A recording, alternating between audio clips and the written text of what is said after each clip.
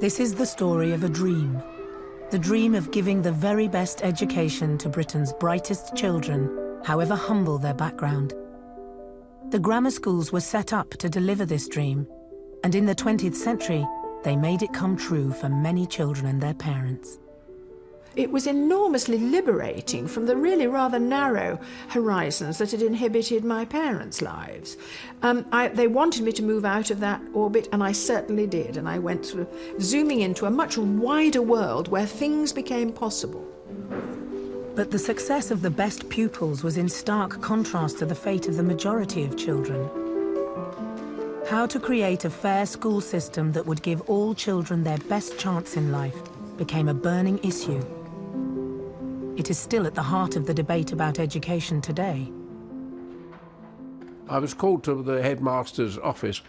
He said I'd more or less disgraced the school because the examiner had looked at my paper, just looked at it, didn't read it, and say, "This boy will not pass." For the grammar schools, the key to success lay in the pursuit of excellence. To achieve this, a high premium was put on strict discipline and a competitive spirit. But not everyone embraced this demanding regime. I was just an average lad who doesn't take to discipline all that easily. And I had rotten reports until I was 16. The grammar schools provided 5 consecutive prime ministers, as well as many high flyers in industry, science and the arts. Yet at the height of their power, the grammar schools were phased out by the very people who had benefited from them most. This 2-part series uses revealing testimony to tell the untold story of the grammar school.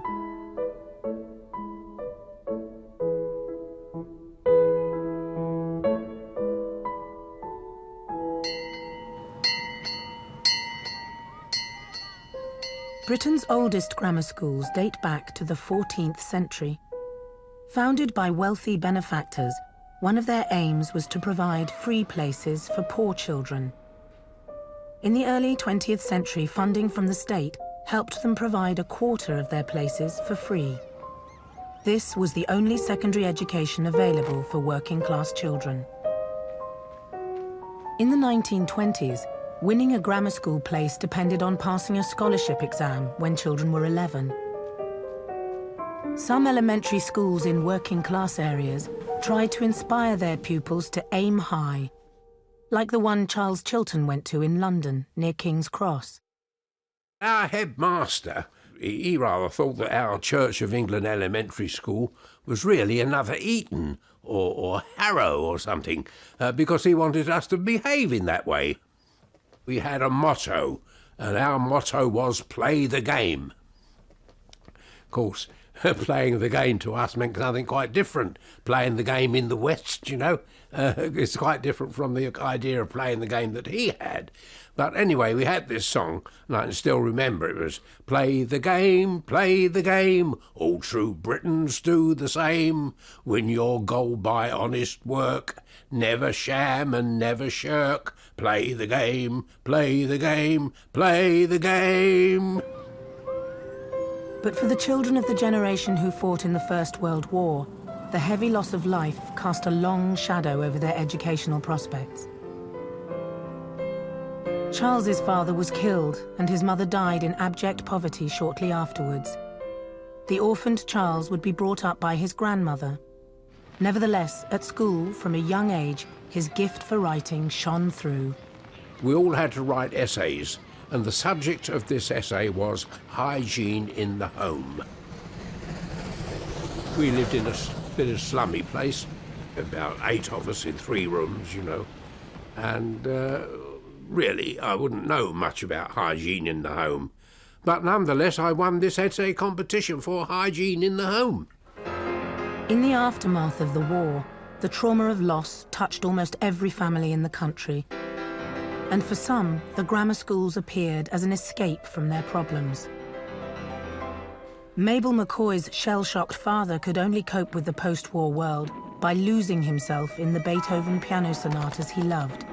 But he tried to inspire Mabel with visions of a different world.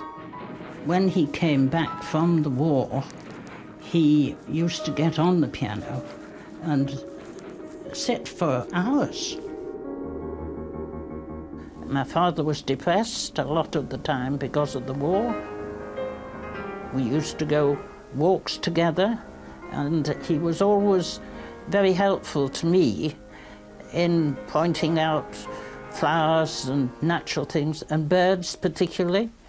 I can remember him taking me to an area near Rochdale, and we were lying on the hillside watching the skylarks.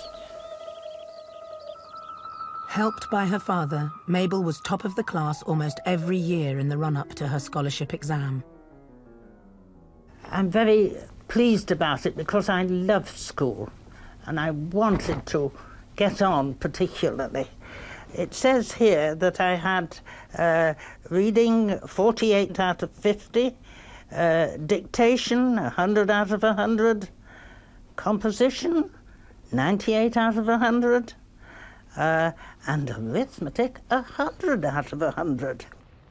During the Depression years of the 1920s and 30s, poverty and unemployment added to the disadvantages endured by many working-class families. Jim Humphrey's father escaped the war as he worked as a miner, but he was later injured and invalided in a pit accident.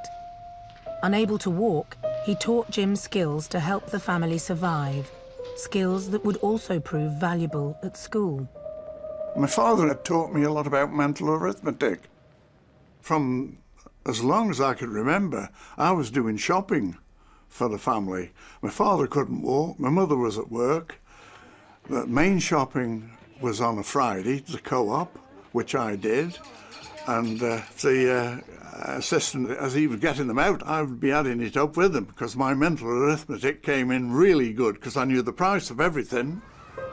With the encouragement of his father, Jim did well at his local elementary school in Burslem, in Staffordshire. I was the top boy in my class, but on one occasion the teacher asked if anybody could say the alphabet backwards. I couldn't, but I told this to my father when I got home, and he said, I'll teach you to say the alphabet backwards, and he made it in, it was a little song that he knew. I can't remember the song, but it started off ZYXWV, UTS, RQP, ONLMK, JIHG, FEDCBA. Unfortunately, they never asked that question again.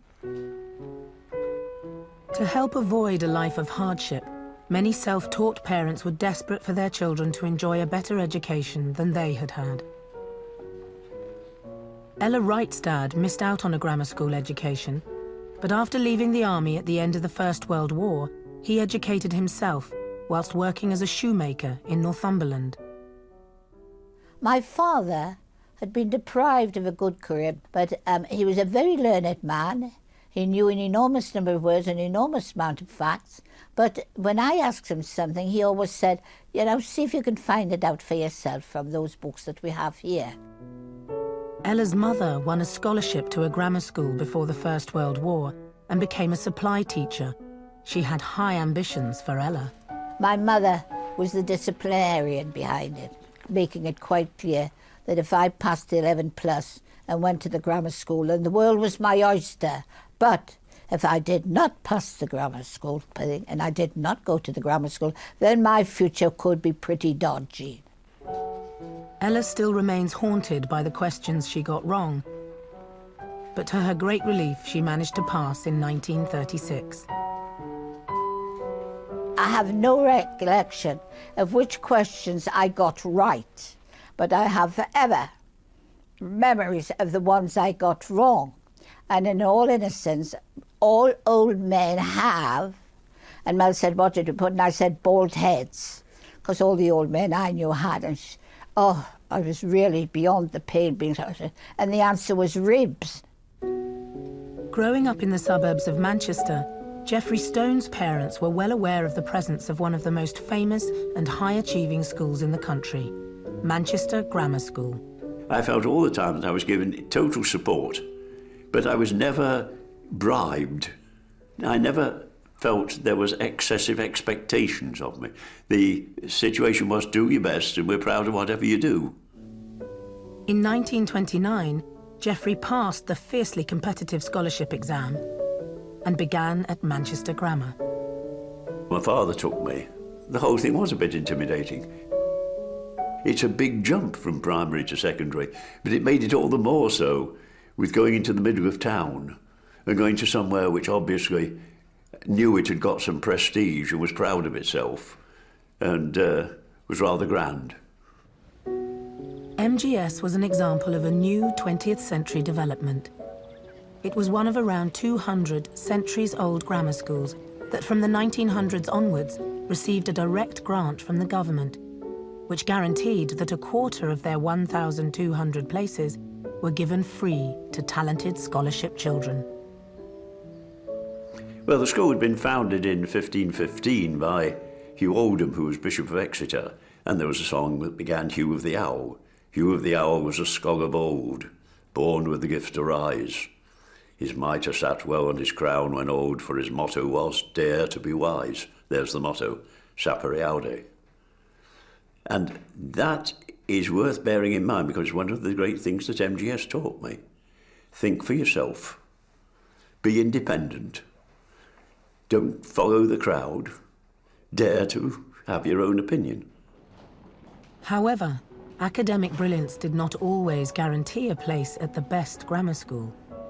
Mabel McCoy did exceptionally well in her scholarship exam and was invited for an interview at the prestigious Manchester High School for Girls. But there was one hurdle even she could not overcome. When we went to see the headmistress, she was charming, she was very, very good. But then, of course, you have to face the reality being that I had no way of paying for transport to get to the school. It would have meant either a tram or a bus and then a second bus.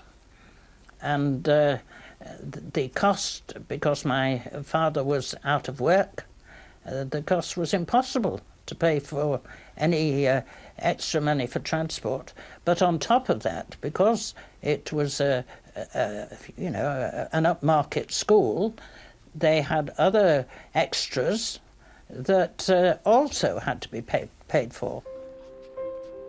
But for Charles Chilton, a talented writer of essays, the marking of the crucial scholarship exam proved to be his downfall. One of the things we had to do was write an essay, and I was carried away with it. Writing was something I really liked doing.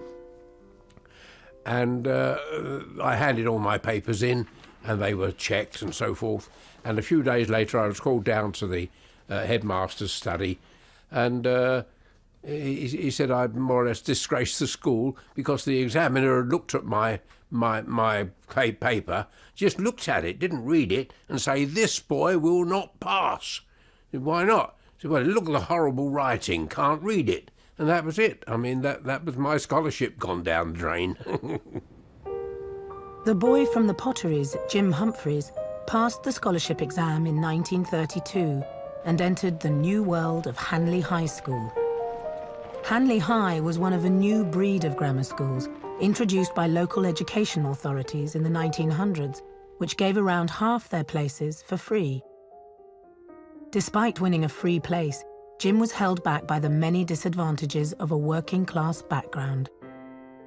I didn't do very well at the grammar school, not as well as I ought to have done and could have done.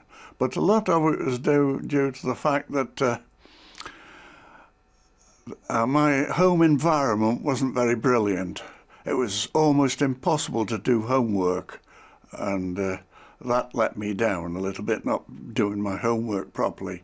At the same time, I wasn't unduly worried because I knew I was only going to be at the school for 2 years because my family financial circumstances were such that I knew I'd have to leave and start work to help my mother out, who was doing a man's job and working too hard for her health's sake.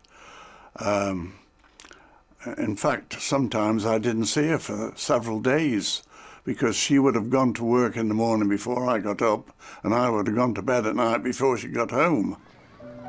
Grammar schools were sex segregated, and girls' schools had particularly strict rules on proper dress and behaviour.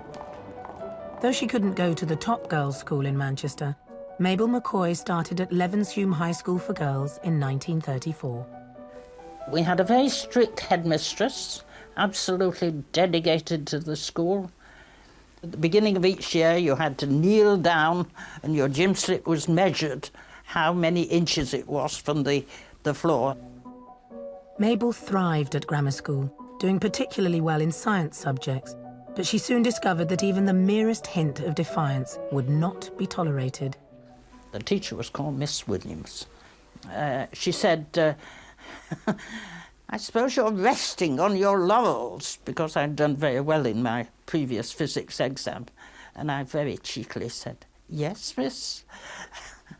And I was out of the door. She actually stamped her foot at me and sent me out. And it sounds a simple thing, really, to get rid of you like that. I regretted it because I would miss the rest of the lesson. But you regret it worse if you got in the hands of the headmistress or, you know, one of the seniors that was passing. There was a healthy body, healthy mind philosophy, and this, combined with strict discipline, was prized as highly as academic achievement.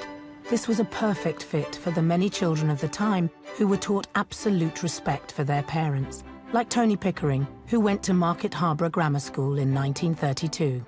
I was always taught at home with my father, an ex-Royal Navy warrant officer, to respect elders and how to behave. For instance, I will say to you that when we sat down for our lunch at the table, and we were a large family, we sat on the table, no one picked up their knives and forks until such time as my father picked his. He was the leading man of the family, even before my mother. He picked his knife and fork up and we could all then start on our meal. In an era of economic depression and widespread malnutrition, physical fitness was regarded as vital to children's development. So too were competitive team games based on the house system. Cricket, rugby, swimming, hockey and football were an important part of school life for boys. And to play for the school team, in whatever sport, was a badge of honour. Tony Pickering's passion was for football. I started off in the third team, but I quickly went through the second into the first team, still only about 14 years of age. I was promoted quickly through the ranks, as one would say, into the first team, because I was a tough little boy, hard, I could take my knocks. Home or away, the team was an ambassador for the school's values.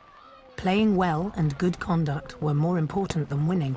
And you had to show that you were a credit to the grammar school. That was most important. We were taught that we must never let our school down in front of another school. We must show them that we were an old grammar school which had been preserved for 300 years, and we had to maintain that standard. The competitive spirit was carried over into the classroom. Every piece of work was graded, and children were given class positions in every subject. It not only motivated some pupils like Ella Wright, but the parents too. Ella's mother was ambitious for her daughter, and not being top of the class was definitely not part of her game plan. I got 47% for arithmetic. I was 17th in the class, and 17th out of 32 struck my mother as pretty bad. And I never got down there again. I remember my elevation. The next time I was from 17 to 11th, and I got up to 7th, and then I got up to 4th. I was always good at history, and frequently at the grammar school presentations I got the history prize, and I got the geography prize. There were 3 of us ranging. I never got top, but I was 2nd and 3rd, 4th, 2nd, 3rd, 4th. The imperfect subjunctive of fero. Ferem, feres, feret, feremus, feretus, ferent. Yes, that's right. Streaming on the basis of ability went to the heart of the grammar school ethos. There was a bias in favour of Latin over science, so children who showed promise at languages could be rapidly promoted to the top streams. The brightest scholarship children were also fast-tracked, like Manchester Grammar School boy Geoffrey Stone. This is condemned by people as hothousing, but it didn't seem it at the time. I didn't feel under pressure at any time. Just the way things were. You did what you were asked to do as best of your ability, and it seemed to be good enough. But so I did school certificate, as it then was, and matriculation at 14, after 4 years in the school. So that took me into the sixth form then at the ridiculous age of 14. Despite their emphasis on academic achievement, the grammar schools also provided a huge range of outdoor extracurricular activities. There were 5 scout troops in the school. We had a summer camp, a fortnight's camp every Whitsuntide. Obviously, from the point of view of the school, academic standards were high and exams were important, but they didn't seem so. They never seemed so to me. And I was much more preoccupied with my out-of-school activities than my academic activities. Grammar schools went to great lengths to treat all children the same. There was no distinction between rich and poor, or between fee-paying and scholarship children. This notion of equality appealed to David Attenborough's highly educated parents, and David and his 2 brothers were sent to Wiggiston Grammar School for Boys in Leicester in 1936. It didn't occur to me that the school was selective, or had been selected, because there was a huge range of boys at my school, clever ones and less clever ones, and some that clearly came from poorer families than others. But the grammar school educational bias, which emphasised the importance of Latin and classics, was not quite as even-handed as their attitude towards social background, and there was little choice when it came to the subjects studied. The school took the view that if you were really intelligent, you did classics, Greek and Latin. And if you were really not very intelligent at all, then you did practical things like woodwork and French, believe it or not. And in between, if you weren't one thing or the other, you did science. And I was in between, and I did science. I would like to think I would have chosen science anyway, had I been given the choice. For many working-class children, the scholarship offered merely a glimpse of a world they couldn't enter. In the 1930s, over half left grammar school as soon as they reached the official school-leaving age of 14. Their extra income was needed to support families suffering in the Depression years. Jim Humphreys had always known where his ultimate duty lay. It was no disappointment for me to have to leave school because I knew it was inevitable. I went before a committee in Burslem and explained why I wanted to leave school, and they agreed, and I was allowed to. Jim had already been for an interview at the factory where his mother worked. It was agreed that he should begin at the earliest opportunity. I can remember the last day of school. The school finished at 12:35. And I rushed to the bicycle shed, got on my bike, rode home to Cobridge. Father got my dinner on the table, ate that, got on my bike again, and got to Stoke and the factory just in time for 2 o'clock. So I started work then. Jim became the junior office boy. It was a weekly wage, run the salary, a weekly wage of 8 shillings was just the right amount to pay the rent. And I felt really good that I was contributing to the family. Inspired by his brief taste of grammar school, Jim educated himself at night school and later in life became a company secretary.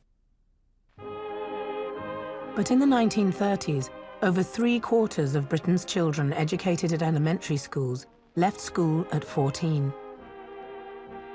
Many of these young people entered dead-end jobs, and only a few were able to climb the ladder to professional success.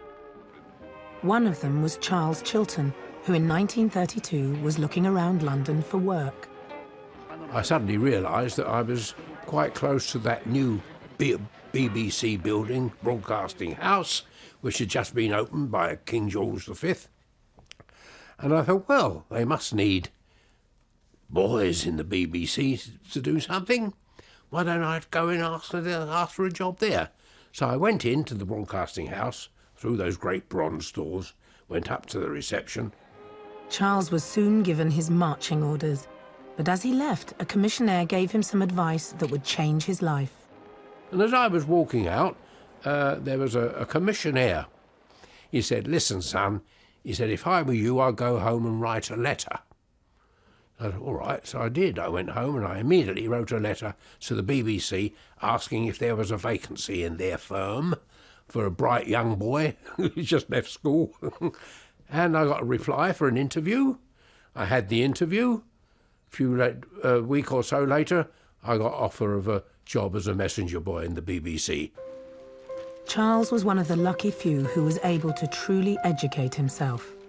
When I got to the BBC, I was most impressed by the people I was working with. They were educated, friendly, kindly, generous people. There was one man there particularly who used to compile the serious music of gramophone records, and I used to go and talk to him in his office, and he used to give me lessons in music and tell me what books to read and things like that. And so slowly I began to accumulate some knowledge and appreciation of higher things, which eventually paid off. In spite of missing out on a grammar school education, Charles Chilton worked his way up to be a radio producer and presenter, as well as the co-writer of Oh, What a Lovely War. But in 1930s Britain, opportunities were minimal, and children from a modest background needed the spur of a grammar school education to progress.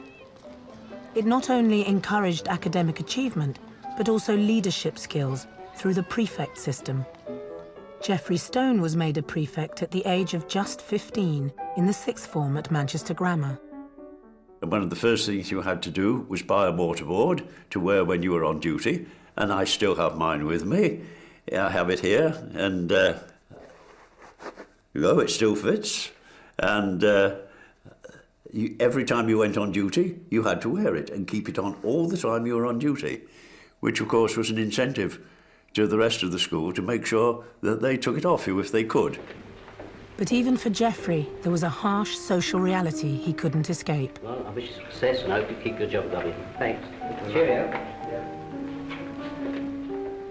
My father had been works manager and the firm went bankrupt, and he suddenly found himself unemployed. Now, there was still expense in being at school, and things that I was accustomed to do, like going to camp and so on, suddenly became expensive beyond their means. And the school was very good indeed with the purchase of books and going to camp in providing for that without anyone knowing and looking after me until he was employed again. Geoffrey's achievements continued to be a source of pride for his parents, but he knew part of his Manchester Grammar School dream had slipped away. The normal route was to go to Oxbridge, and that was what I'd been hoping to do. And you really needed something like 3 different awards: a university scholarship, state scholarship as they were called, a local authority award, something like this, that would meet your costs. And the notion of staying on for another year at school with the expenditure involved in books and everything else, it was decided that I should instead have a go at scholarships at Manchester that year. So I took the modern language scholarship there and got a scholarship at Manchester and went up to Manchester, where I read French and German. But for many of the younger generation of the 1930s, getting a job, earning money, and enjoying the new life that was opening up was more important than education. One of them was Mabel McCoy's elder brother. When Mabel was studying for her school certificate in 1938, this led to a clash of interests. The radio would be going all the time he was in the house with dance band music. It was impossible for me to do homework in the living room, so the only place I could go to do my homework was upstairs in the bathroom, because it was the only other room that was heated by the hot water system. And so I did spend a lot of time in the bathroom studying. Mabel was one of a new generation of young women breaking the mould. She passed her school certificate with excellent results in chemistry and then went on to study chemistry at Manchester College of Technology before becoming a research scientist. I didn't get to the best girls' grammar school in Manchester, and I have no regrets at all. I don't know what would have happened if I had gone to the Manchester High School for Girls. I don't think it would have been much different from when I went to Levenshulme High School. On the eve of the Second World War in 1938, a flood of young men, many of them former grammar school boys, volunteered to join the RAF. The RAF's enormous expansion is being carried out according to plan, and there will certainly never be a shortage of manpower in that service. Fit, keen and efficient, that's the RAF. Tony Pickering had left grammar school with a school certificate and was desperate not to be rejected by the RAF. The first question they asked me was, what school did I go to? I told them, Market Harbour Grammar School. They asked me what my father did in the First World War. I was able to tell him he was warrant officer of the Royal Navy, a regular, and what sport I played. Now, I must be quite honest with you.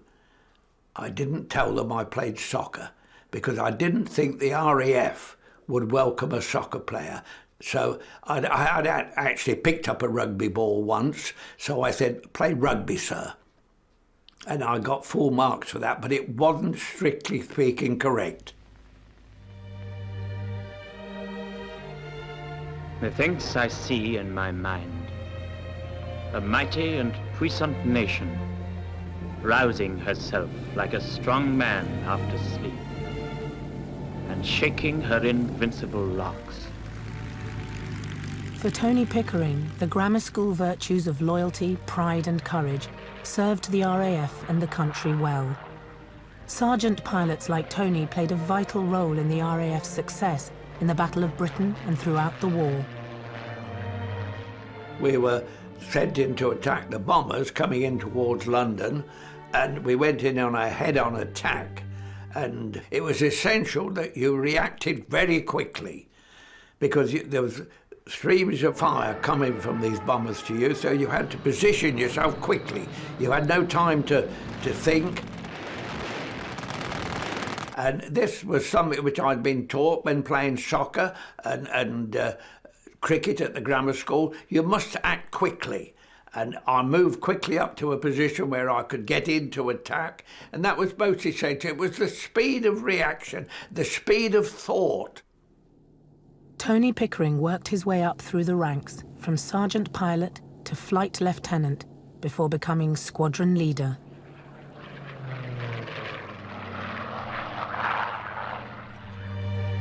The war dramatically changed the prospects of all school children in Britain. It started with the evacuation of 3 million children from the cities to the countryside to escape the danger of imminent German bombing. These were the first steps of a journey that would lead to a revolutionary change in educational policy during the war years. Terence Frisbee was evacuated with his elder brother from London to Cornwall in September 1939. My mother had the most brilliant idea when we were being evacuated. She turned it into an adventure for us, and she showed us a postcard. She said, we'll have our own code, our own secret code like the Secret Service. And she showed us this postcard, and it said, Dear Mum and Dad, arrived safe and well, everything fine, love Jack and Terry.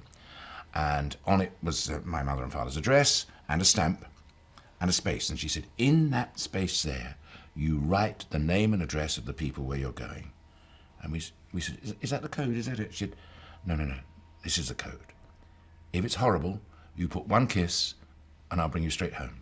If it's all right, you put 2, and if it's nice, you put 3. In fact, Terence and his brother were safe, secure, and well looked after. And they thrived on the freedom and adventure the countryside offered. The education provided by village schools was basic and undemanding.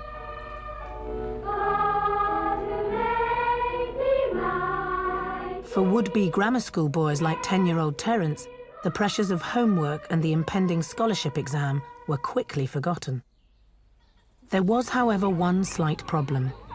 Evacuee children and the local village children were themselves at war. I'm afraid the Vackies wiped the floor with the village kids on practically everything except possibly country knowledge. I mean, we played sport against them and just walloped them, cricket, football, and we were much better at lessons. We had various songs that we used to taunt each other with, and I've got one here that the Vackies used against the village kids. The turnips are thick, the turnips are dumb, they use stinging nettles for wiping their bum. They eat mangle wurzels and live in a shed, they're dotty and spotty and soft in the head. School children who remained in the towns and cities at a low risk of bombing were engaged in a different kind of warfare. The ever-present undercurrent of rebellion against the regimentation of grammar school life was made worse by the war. At Wiggiston Grammar School in Leicester, David Attenborough and his classmates used a junk room next to their class to cause trouble. We climbed into that and rearranged the whole piping into a pile so that if you pulled the bottom part, the whole thing would collapse. And then took a wire from there and put it through to my desk. And so in the middle of the class when we were trying to, I yanked it and there's an explosion next door. Hooray! It was a great do.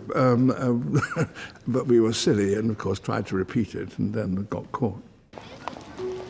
Wartime shortages put most schools under severe pressure. One of the problems was increased class sizes. The pupils of a dozen different schools are often brought together in one school building. Here, teachers successfully battle with wartime obstacles to give their pupils the essentials of secondary education. But the biggest problem of all for the wartime grammar schools was the absence of young male teachers, many of whom had been called up for military service. Women and retired teachers were drafted in to take their place. Some of the teachers were in their late 60s, and we were a handful, you know. And if it was a boring lesson, they had a job on their hands to keep us in order, and they didn't always succeed either. The lack of young and charismatic teachers to inspire the children exposed the weaknesses of grammar school teaching methods and its narrow curriculum. I was just an average lad who doesn't take to discipline all that easily, and who found a lot of the lessons profoundly boring. I mean, French irregular verbs still don't actually turn me on, neither does Latin. The established career path for grammar school girls was to become teachers themselves. Ella Wright completed her teacher training during the war, realizing her mother's dreams. Ella's first job as a young teacher was in a tough mining village in Derbyshire. The first few weeks I got home, Mother just used to say, "How have you got on today, pet?" And I burst into tears and wept for about half an hour. And then she says, "It will get easier," and it did. And she says, "And you will get tougher," and I did. Taking strength from the inspirational example of her history teacher, Ella gained in confidence. My favourite teacher at the grammar school, Miss Eden, and history. She made history alive for me. Everything she said, I hung on her words and was inspired, and she interested me. And I think I did a lot to try and be like Miss Eden. And by the end of the first year, I was relaxed and happy. Ella soon imposed the strict discipline of her former grammar school and took control of her class. I talked to them, and I pointed out they were punishing themselves by behaving so badly. They would never get a good job, they wouldn't get a good report or recommendation, so that they were doing themselves no end of harm.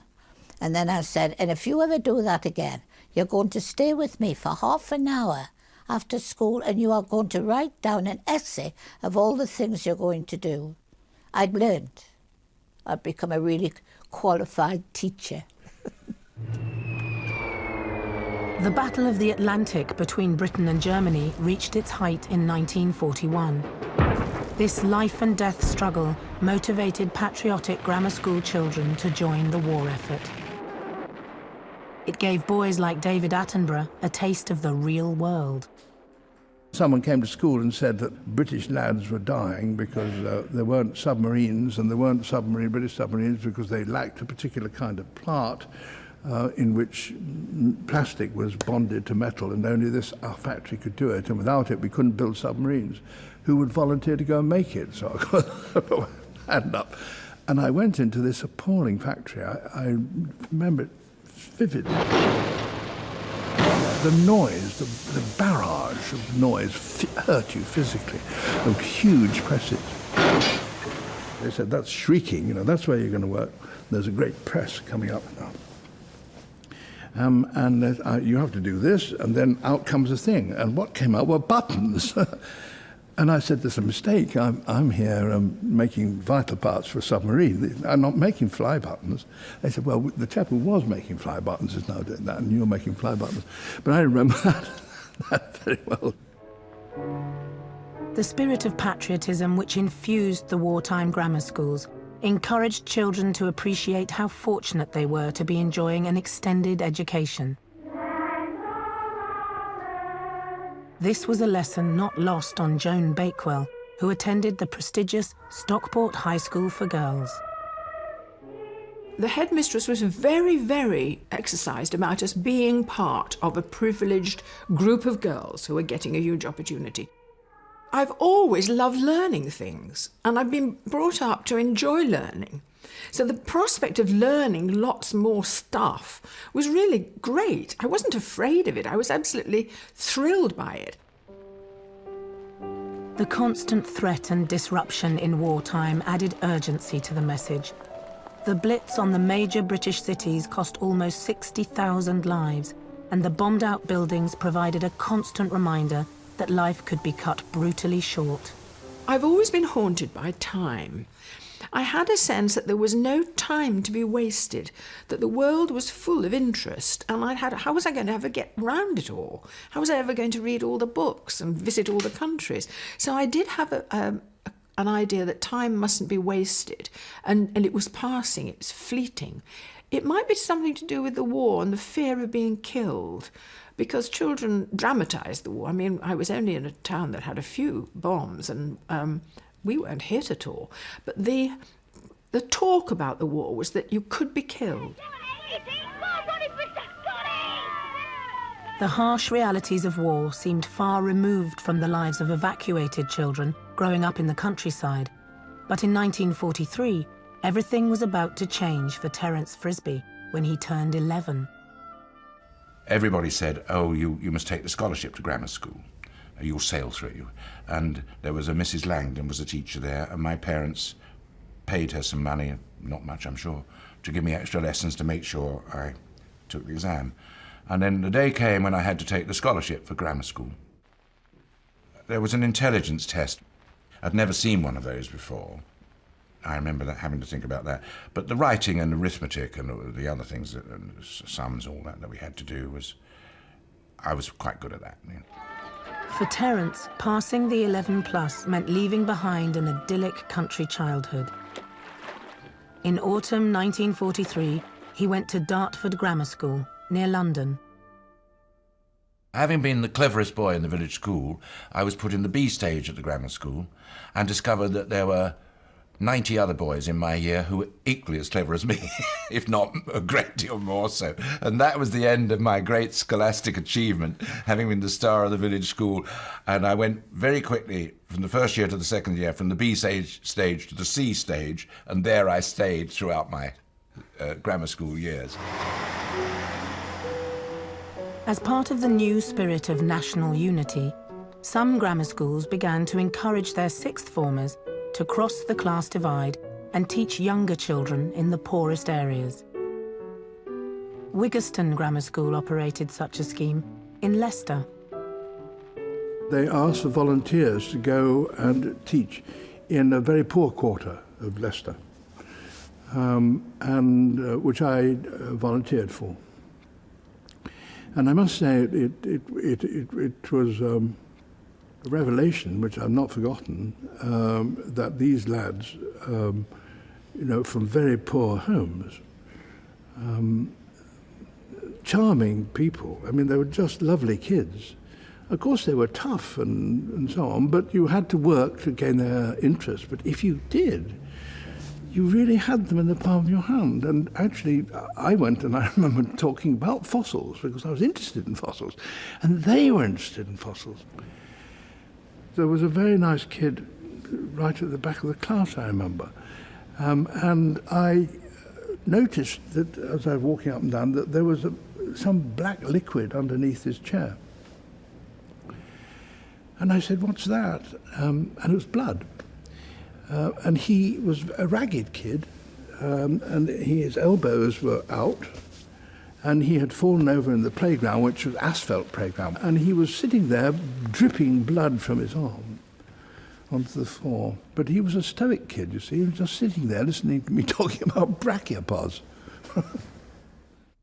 Concerns about the well-being of British children became the focus of health and education campaigns during the war. There was a vision of a new Jerusalem, a reward for 5 years of enormous effort and shared sacrifice. The dream of the better world that a new education system could bring about was embodied in a revolutionary piece of legislation passed by the war government in 1944. What we aim at doing is to give every child over 11 some form of secondary education. That's to say, some practical, some general, some what you call academic. The effect, as I see it, will be as much social as educational. I think it will have the result of welding us all into one nation. The vision of Education Minister Rab Butler and the wartime government was inspired by the ideal of free secondary education for all the nation's children. In the forefront of the educational revolution would be the grammar schools. They would be the powerhouse of Britain's future, with places offered only to the brightest pupils. The grammar school children themselves knew there were dramatic changes afoot, but they found the politics of it all rather confusing. We'd been schoolgirls throughout the war, and there were shelters in the school grounds. Stockport had been bombed, Manchester more so, but we knew that war was terrible, and we had won it. We were enormously proud that we'd won it, and Churchill, of course, was the idol of the nation, unqualified idol. So we had a school election to mirror the election, and a lot of girls said, they said, "What party are you? What party are you?" So I sided with my friends and said, oh yes, I'm Conservative. And I went home and I said to my parents, "There's a school election. I am Conservative, aren't I?" And they went, no, you're not. So I went back to school and said, "I made a mistake. I'm Labour." And I've no idea what either of them meant at all. But loyalty to what the tribe you belong to, you see, required that I was Labour. Though defeated, Mr. Churchill is acclaimed as a great war leader. The sweeping victories throughout the country mark an epoch in the political life of this country. The Labour government that was swept to power in an atmosphere of post-war idealism now had the daunting task of delivering their promise of a better world. Every child must be given the chance to develop his talent and abilities to the maximum. We shall need more than laws to make this scheme a reality throughout the land. Don't say we can't afford it. The cost of 4 days of war alone would keep this scheme going for a year. We can afford anything when we are buying the future of our children. Let us make this new Education Act a real children's charter. The ideals of the Education Reform Act were carried forward on a wave of optimism after the war, but would take years to implement. One immediate impact, however, was the return of teachers who had been fighting in the war. The younger men came back from the war, and we boys, of course, regarded them with a great deal more respect, admiration, whatever, than the others. And one who came back from the war was a man called Holiday, who had a big effect on me. He taught me economics, economic history, political history, politics in the sixth form when I did a special course in that because I wanted to go and be a journalist and become a politician and all the rest of it. And this man really opened my mind to a whole lot of ideas and things that were outside my own rather conventional Labour Party views of the world then. I came into his classes, you see, and I knew everything about politics and everything about economics, because my dad was a member of the Labour Party and I was a young member. My dad was a trade unionist, and I had got the world sorted, 16 years old. And he challenged everything I said. He just challenged it and made me think about it. Former Manchester Grammar School boy Geoffrey Stone served in the intelligence corps during the war. After the war, he was tempted by a glittering career prospect. I did the exam for the senior branch of the Foreign Service, and there were just two of us who eventually passed. And I was duly offered a place in the Foreign Service. But Geoffrey wasn't convinced that this was what he really wanted to do. Hey, excuse me. Just a minute. How would you like a job? With a good salary, professional status, and a pension. Yes, but what is this job? School teaching. You'll get 1 year's free training and maintenance allowance if needed. The urgent need to recruit more teachers after the war convinced Geoffrey to change his mind. He became a teacher. I enjoyed teaching. I'd done a bit before the war. You see, I did best part of a term's teaching between the end of my degree course and joining the intelligence corps, and enjoyed it. So, to everyone's astonishment, I turned the Foreign Service down and went into teaching, and got a nice little letter from them saying they hoped I would never regret my decision. Geoffrey spent all his working life in education. He's pictured here on the day he became headmaster of Heanor Grammar School in Derbyshire in 1957. When Terence Frisbee came to the end of his final year at Dartford Grammar School in 1949, he had no idea what he wanted to do in life, other than to carry on learning. I can remember now the assembly, which was our last day of school, and I stood there. I was one of those boys who were going out. I just felt tears running down my cheeks. I hadn't realised I'd been so happy there, or maybe I was frightened of the outside world, I don't know, but I didn't want to go. I wanted that to go on. Terence went to drama school and in the 60s became a successful playwright. His play, There's a Girl in My Soup, was a worldwide hit. When his inspirational teacher came across one of his plays, he wrote Terence a letter of congratulations. Terence wrote back. What you cannot possibly know is that of all of those who taught me before drama school, you had far and away the biggest influence on me, even though our paths crossed for only 1 year. Your ideas and personality left a big impression at a time in life when impressions last. One boy who passed through your hands, on whom you left your beneficial mark, and who is grateful. I meant that, obviously, and he wrote back and said to me, I don't remember being that good, or something to that. The glittering prize of a place at Oxford or Cambridge was the ambition of every grammar school for their brightest students. For the vast majority who came from a humble background, this remained no more than a dream. But a few tenacious spirits were determined to change attitudes by making it to the top. In 1950, Joan Bakewell became head girl of Stockport High School for Girls. The idea of university came on the horizon. Now, no one in my family had ever been through a university, and they, in fact, I don't think they knew really what it meant very much. They knew there was one in Manchester, one in Liverpool. But I knew that there were two really top-class ones. They were called Oxford and Cambridge. So, with my usual competitive spirit, I thought, well, I'll go for the top. No point in trying for anything else. Work your way there. And I said, I want to go to Oxford or Cambridge. And people said, well, what does it involve? And I said, well, I don't know, really, but I'm going to find out, because that's where I want to go. And I bought a book of Cambridge, which was full of absolutely wonderful sepia photographs of all the colleges. No students in sight. It wasn't student life I was after. I was after getting away to somewhere incredibly beautiful, very prestigious, where you could go on learning things.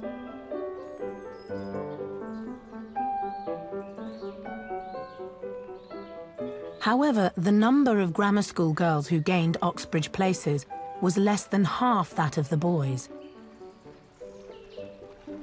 There was still deep prejudice against women enjoying an extended education and career, even in the top girls' grammar schools, as Joan Bakewell would discover when she won a scholarship to Newnham College, Cambridge.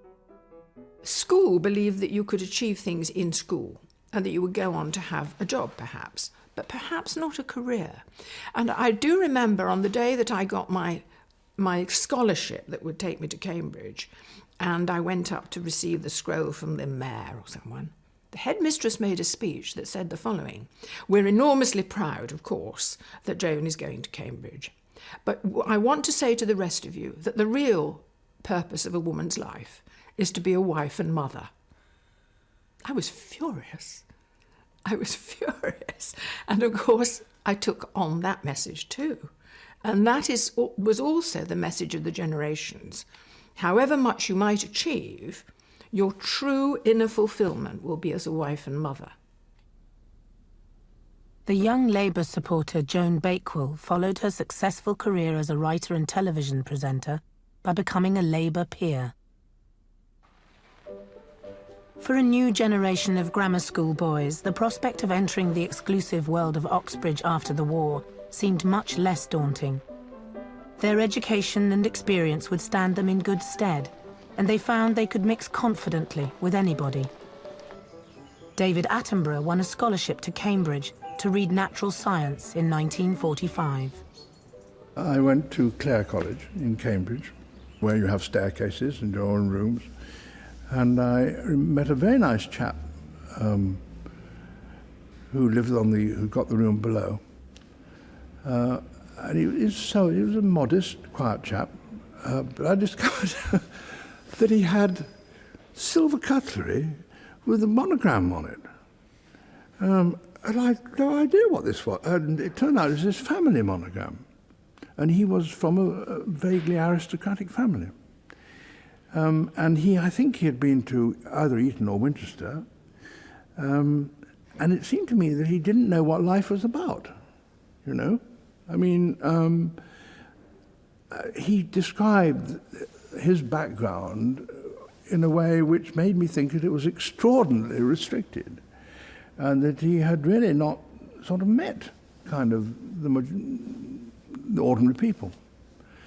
And so I thought he was at a disadvantage. I didn't think I was at a disadvantage. I thought he was at a disadvantage. David Attenborough, the former grammar school rebel, is Britain's most famous naturalist and television broadcaster. The grammar school dream of an education that could take children from a humble background to the very top would only become fully realised in the post-war years. The educational changes inspired by the war would help transform the social and political life of Britain. But at the very height of the grammar school's success, the new and radical ideas of the 60s would sweep them away, igniting a fierce debate which continues to the present day.